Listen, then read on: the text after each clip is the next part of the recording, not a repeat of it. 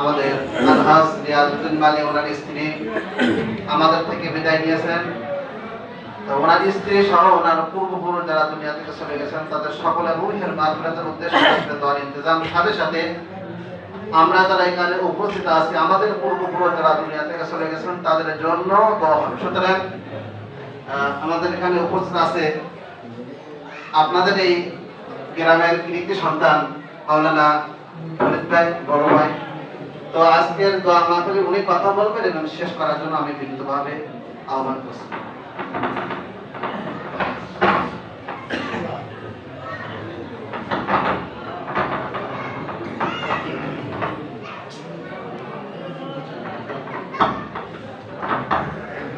আগে হয়ে গেছে, এখন লাস্টে দেওয়া হবে। এখন কোনো নসিহত নয়। তো বিষয়টা হলো আপনারা অবশ্যই জেনেছেন বা জানেন, আগের দিন আপনাদের দাওয়াত দিয়েছিলাম জানা যায় যে শুক্রবারে দোয়ার অনুষ্ঠান হবে। সেই দোয়ার অনুষ্ঠান আজকেই হচ্ছে ইনশাল্লাহ। দোয়া করে আপনারা সকল এখান থেকেই তাবারাক নেবেন ধীরস্থিরভাবে। আপনার জন্য তাবারাকের ব্যবস্থা হয়েছে, আপনারা তাবারাক নিয়ে যাবেন। আর যারা আজকেও আছেন আমাদের, তারা দয়া করে প্যাকেট নেওয়ার দরকার নেই, আপনারা বাড়ি যাবেন।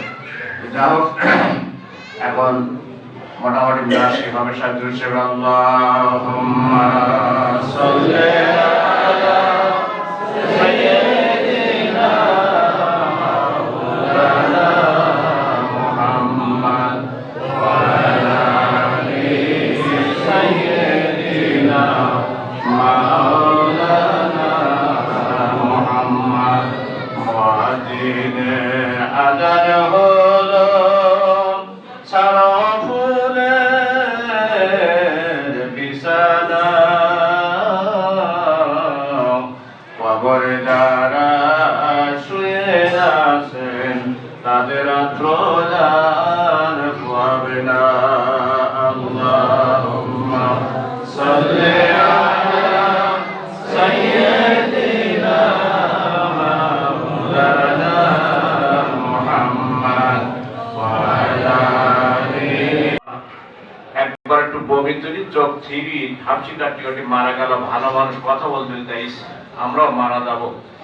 যাই হোক, উনি হাজি মানুষ ছিলেন এবং 5 ওয়াক্ত নামাজ পড়েন, তাহাজ্জুদ নামাজ পড়তেন, অত্যন্ত ভালো মানুষ ছিলেন।